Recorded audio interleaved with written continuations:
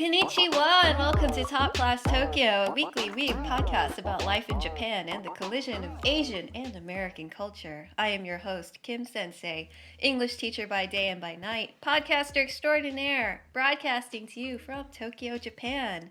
Joining me today is my lovely co-host, Justine. How are you, Justine? Doing well. Existed way too hard, but hey, we're still here. Existed way too hard. I didn't know that was possible. No way. I think I'm slowly coming out of my elderly pandemic / I'm old cocoon because of the social gatherings I've been attending, and I'm like, oh no, is this me going outside and participating in society again? I think very exciting, but also very scared. Oh, so it's kind of like the pandemic has reset our level of sensitization for social activity. So it's like any social activity we do feels like it's a lot. Is that what you kind of mean? Yeah, okay. Pretty much. Okay. Because I was like, man, I got to be a shut-in for the past 2 years, but now it's kind of not as bad, so it's kind of okay to go outside. It's like, oh, okay, I guess I'll go out this weekend too. Yeah, well... Fuck, this is so exhausting. I mean, 2021, I feel like America bounced back pretty good, because, this past summer was pretty bananas in comparison to what last summer was. So, or the summer before that. So, yeah, speaking of pandemic, special update in the Japan border situation. Yeah, I don't know if you heard about any of this because this is probably the stupidest news that's ever graced the headlines of Japanese newspapers, but yeah, we have a new prime minister. We're actually on our third prime minister in 2 years since I've been here in Japan. First it was Shinzo Abe, who's famous for making these useless dust masks that are probably the shittiest cloth masks you've ever seen in your life, and everyone was kind of not really shocked. Maybe just being what the fuck is this guy doing? Because he came out with this announcement maybe a couple months into the pandemic, when there was mask shortages and stuff. He made this announcement in Japan that he was going to provide these government produced masks, and he's sending them out to everyone for free in Japan, and expect your mask in the mail. And this was just a big fucking logistical disaster. The mask quality looked so bad. It looked like a literal tiny square rag that was covering just your mouth, could barely cover just your mouth, and not actually cover your mouth and your nose at the same time. You kind of just had to choose one. And then and it took ages to get here. It took a month probably for the first mask to actually reach people's houses. And there's still 80 million masks sitting somewhere in a warehouse in Japan just collecting dust because they just never got sent out. So, and then later in the year, Abe was just oh, my colon, my intestine is acting up again. Better step down from this PM position. So, see you guys. I'm out for 2020. And then I'm just here to give you all the political updates of what's happening in Japan. So. Yeah, brief history of what happened in the last 2 years. We had a interim prime minister named Suga, who was just not very popular, and he only lasted maybe less than 6 months, maybe around 3 months. And then just now, last month was elected our third prime minister in the last 2 years, Kishida, who has tried to appear strong on making it looked like he's got the pandemic under control. On Monday of last week, he announced that Omicron is, this crazy variant that everyone needs to watch out for. And oh my God, it's it's starting to spread and we don't know anything about it. And it's basically this knee-jerk reaction to, this new scary variant. And all of a sudden he said, boom, borders are shut down for everybody, including Japanese nationals. I'm calling all the airlines, telling them to cancel all inbound flights. And guess how long that lasted?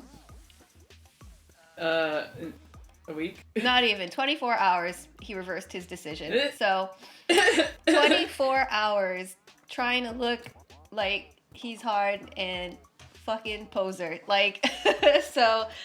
The backlash against... It's his first day. Yeah, it really kind of was. He's trying to just do all this grand posturing, and obviously, as soon as the Japanese public pushed back, his plan just fell apart. So it kind of sucks still, though, because although he reversed his decision for Japanese nationals, I am pretty sure the ban still stands for foreigners. If you don't hold a Japanese passport. So we're still kind of fucked. And that's the way it goes because, hey, xenophobia. So, this is also related to the other piece of Weeb news that I'm so sad to learn about, and I'm like, wow, way to go, Weeb community. So... What? Last week in New York, did you hear about this? Oh, okay, yeah. Anime NYC, right? I think, is that what it was? Yeah. Was it New York? Yeah. Comic-Con? Mm-hmm. Was this the... No, Anime NYC. Okay, Anime NYC. So this is different from the con that runs with New York Comic-Con, because it was at the Javits Center. So, so that's a different con, right? No, I think the one last week. Anime New York, NYC, yeah. Anyways, anime convention. Huge anime convention. Anime NYC, New York. There's one weeb who was who got infected with the Omicron variant, and I'm like, come on, man. Why does it have to be a weeb? Why? Oh, man. Like, this is just the worst press I can think of. And it's just like this, I see this in like these mainstream newspapers, in like Forbes. And then there's like a huge picture of like this Demon Slayer cosplayer. I think he was like cosplaying the fucking Hashira. What's his name? The fire one. Fuck. Rengoku. Oh man. I'm like, come on, man. Not only is it like a hit for like the Asian community, like it's an anime convention, it's also a fucking weeb convention. I'm like, why does it have to be a weeb convention? Anime. Oh no.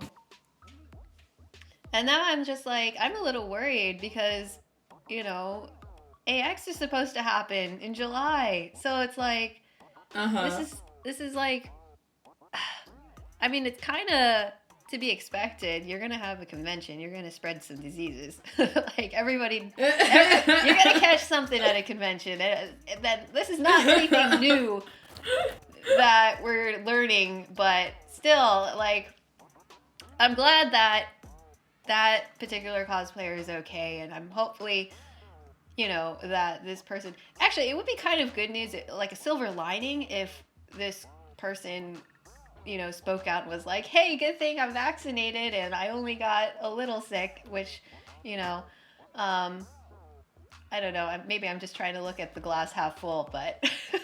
like... Because I think he did end up infecting, like, some other con goers.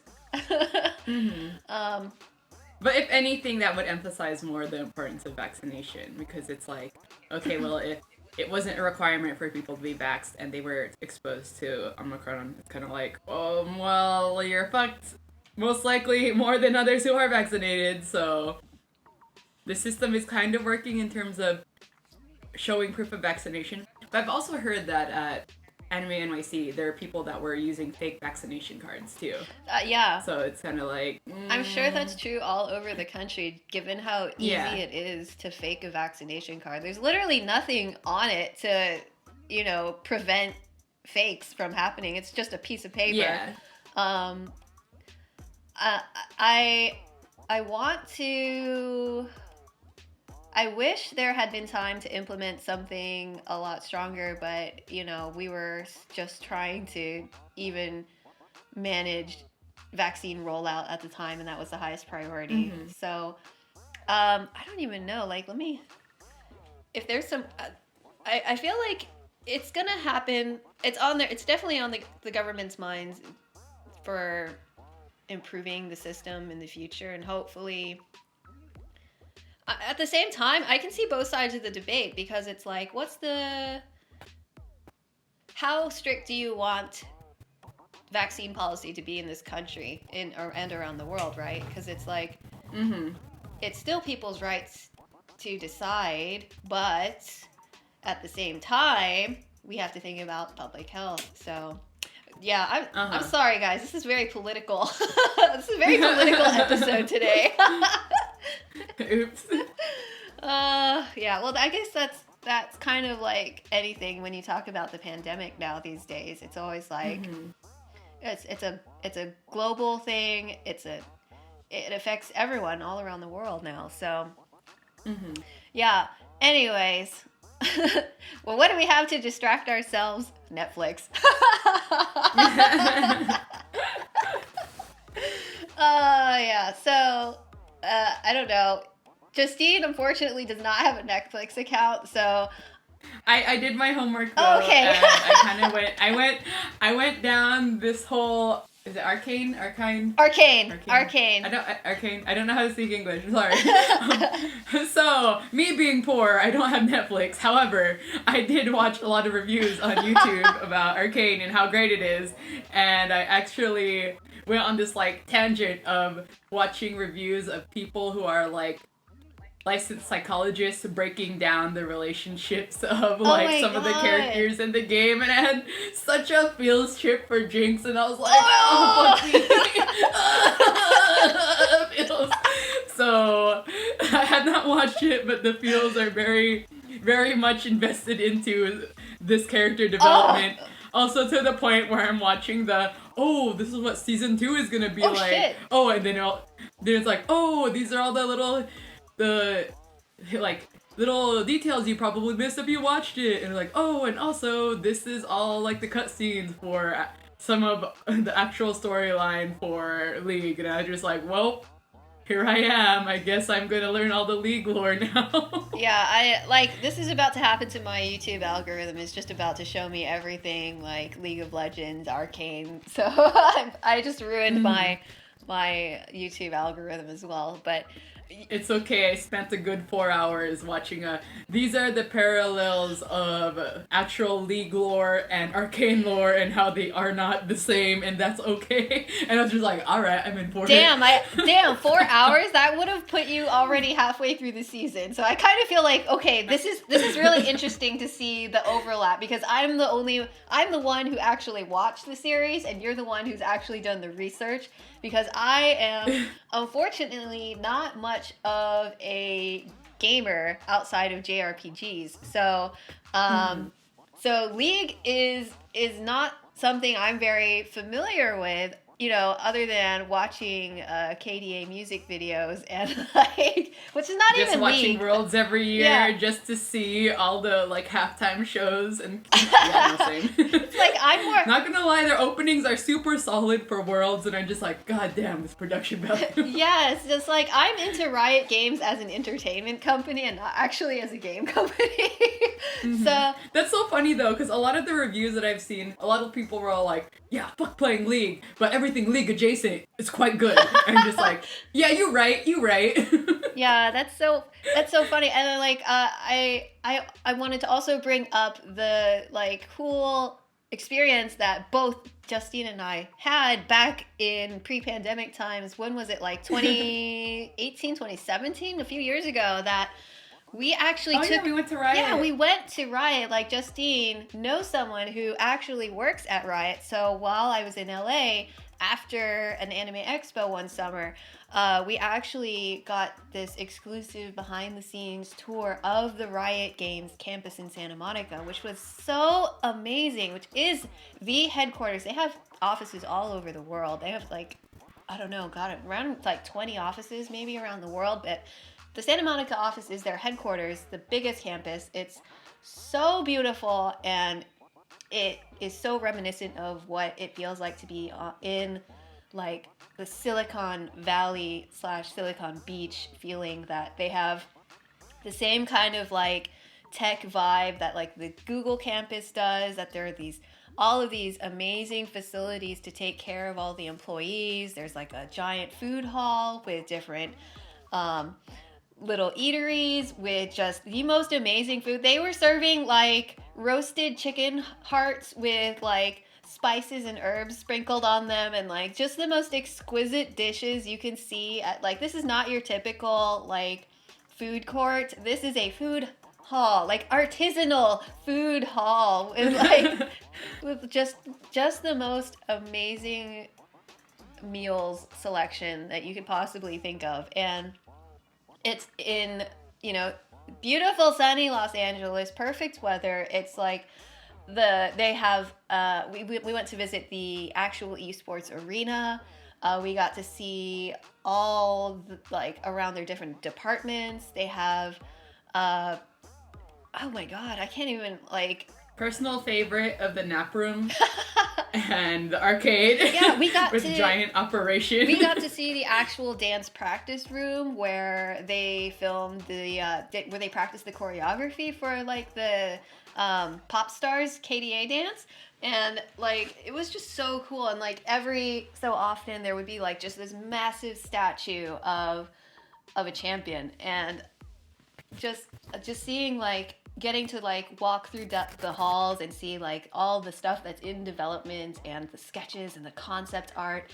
It was just incredible. Just an incredible experience. So I'm so thankful for that.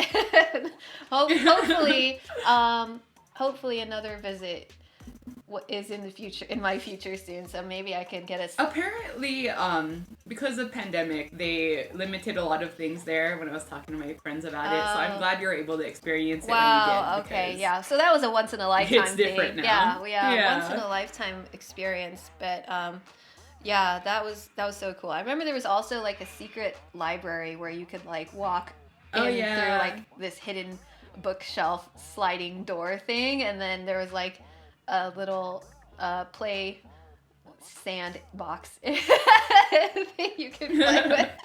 Yeah, there's like a secret study room. It was like literally being in the Clue Mansion. Like, it was so cool. But yeah, Arcane. Getting back to Arcane, like that series, just I was not prepared for the quality of Arcane. It was just incredible. And like, here's the report card. It just blew my mind. And I feel like there's going to be a lot more Arcane content, just praising Season 2, baby! Yeah, there's so much hype for Season 2 now, because this was an amazing introduction to League of Legends. If you've never had any prior knowledge about the game, about gaming in general, like, you do not need to be a gamer to enjoy this series. You do not need to know anything about League of Legends, because this is such a beautiful origin story about the characters and how the relationships that they develop that carry on into the game. But it just gives so much richness and depth to their backstories that it's such an enjoyable piece of entertainment on its own. So, like, the highest marks possible, Arcane. I have a feeling it's just, if it's up for any awards, it's just going to sweep all of the awards for like technical production, for writing, for animation. It's just a beautiful show, beautifully written, and just slam dunk, man. They just nailed it all around. Yeah, A+ on the report card, Arcane. That's just like the mic drop. I like I'm just so blown away. I can't think of anything bad to say about it. There's really, it's really, really perfect. I can't think of anything bad to say about Arcane. Like, that's why, Justine, you need to go steal somebody's Netflix account right away. I'm working on it. I was geeking out to my roommate about it, and he was saying, yes, it's really good. And I was just like, I agree with you. I need to watch this. But I think just by hearing from other people, like the reviews and like what they thought about it and dissecting the story, dissecting the characters, dissecting the like character design and just like everything, I was like, there's that conflict where it's like, it's this weird hybrid of 2D, 3D animation that I really appreciate how well they blend it together to make it not look like it's so like separate from each other. So I really appreciate that from an artistic perspective. And in terms of like the character development, yes, I agree that they did a very good job with making you like get to know the characters first and then like really build that relationship with the characters first before like unraveling this whole story of like, oh, this is how things intersect, how these are involved with one another with individual character development.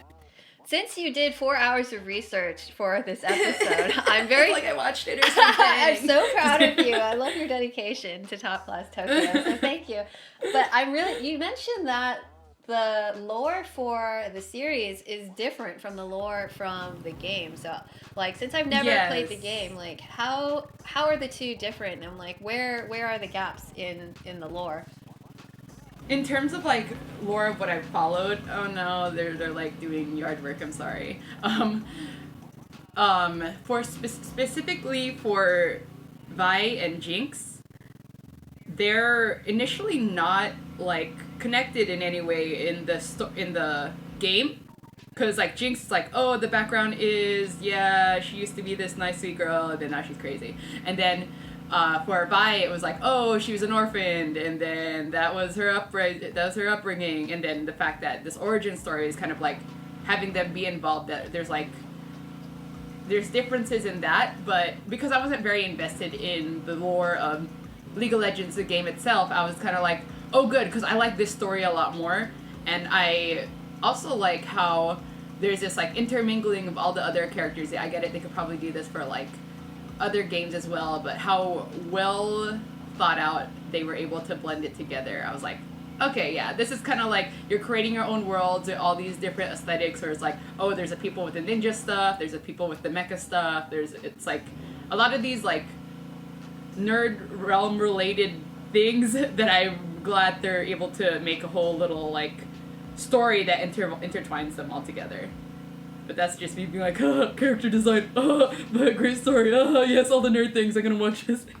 Yeah, like, character design on that note, like, character design, oh my god, everyone is way too beautiful for this series. Like, it is such, like, every single character is just eye candy watching this show. I'm like, yeah, it's...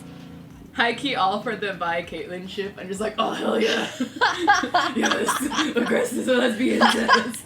Oh my god. And I was like, oh. Just wait to see, like, yeah, you need to watch it. I've seen some clips, and then there was that Kavidan thing with fucking Caitlyn. I'm just like, yeah. Actually, I think you're actually confusing Jinx with... No, that's Vi. Did you say Caitlyn? Vi and Caitlyn. Caitlyn? Okay. I thought you said Jinx. Okay, never mind. That the lesbo ship was so good. I'm just like, yeah. Actually, let's go. I'm a little bit bummed that they made the lesbian relationship like less, almost, it felt secondary in a way. They treated it so differently to the heterosexual relationship in the show, you know?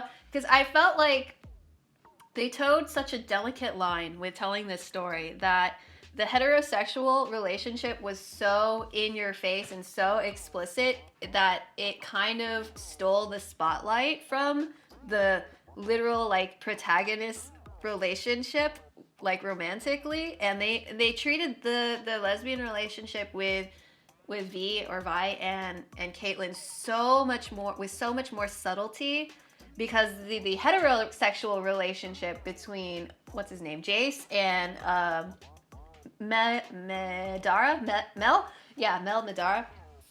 Madara, like, is so much more explicit, and it feels like it follows like a very, you know, predictable, maybe it's predictable, that it's very like almost like a Bond, like James Bond Hollywood style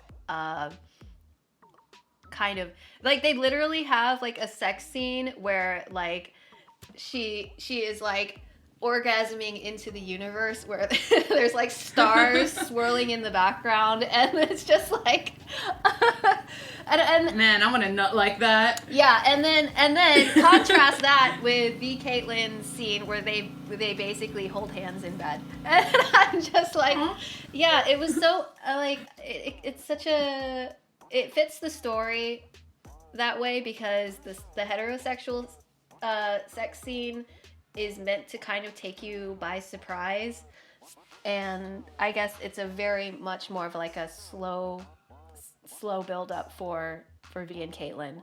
So it's not necessarily a critique, but just something that I did observe, and I was just like wondering if that was fair treatment, or if it was like, I wonder if there's like, I don't know. I don't know how to feel about it, because everything was just so well done, and like I can't complain. I still can't complain about it, because even the way they did it, like, it was just like it's naturally going to be different because of the different characters of who they are, and the relationships and how they express themselves. So yeah, I still can't complain. Yeah. Or like I haven't watched it, but when I was reading the reviews, there's the ones where there's the almost like, can't tell if this is actual like parental bonding or not grooming. Oh, thank God there's not grooming. This is not grooming. Oh, bless you, Jinx. Oh, yes. So the ship, or like the blissfully not ship between the parental figure and Jinx. I forgot the dude's name, but Silco. You remember the guy? Silco. Yeah, Silco. And I was just like, there's so many scenes where it looks like this could be one of those like, oh, okay, good. It's just a parental feel. Okay. It's not like, Actually, I have like, I think for Tiche, or the production company, there's a French production company who actually was responsible for a lot of the production of the film or animation. I got such strong professional vibes from this. There's this like daddy-daughter, like fuzzy kind of line where it was like, I just keep remembering like that one scene in The Professional where Natalie Portman is like, oh, he's not my father, he's my lover. Yeah, the daddy-daughter fuzzy relationship thing, I felt like that was done so, they did such an incredible thing to make everyone happy. So the people who wanted it to be more than daddy-daughter are happy, and the people who didn't want it to be anything more than daddy-daughter are happy. Do you know what I mean? Good. Yes, I feel like they did the impossible, and they literally made everyone happy. Like, whatever they're doing, keep doing it, because right? I was like, oh, thank God. I'm like, holy every time. Shit, they did it so well, because you can see it both ways, and everyone is literally happy.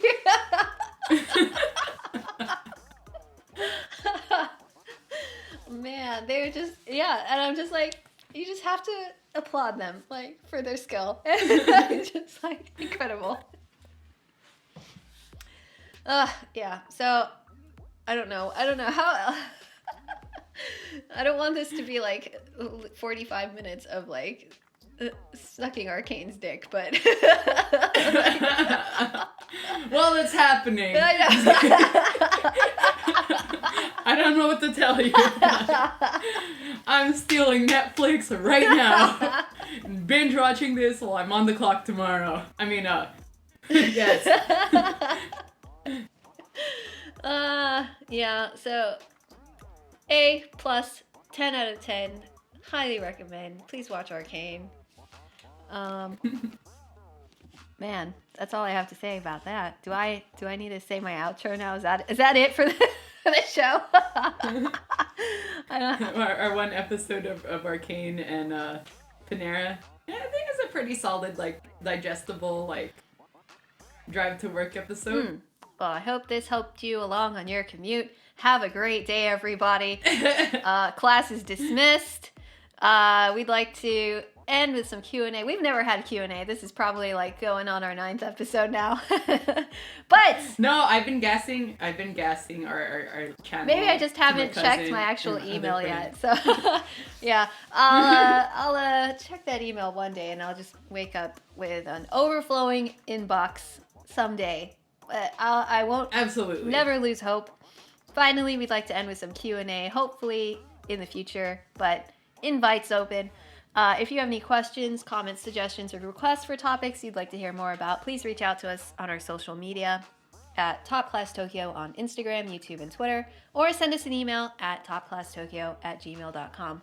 Thank you so much for tuning in. Thank you so much for joining me this early morning. Justine, stay classy, Tokyo, LA, New York, wherever you are in the world. And we'll see you next week. Bye, everybody. You didn't do the class dismissed. Class is dismissed! Screeching noises.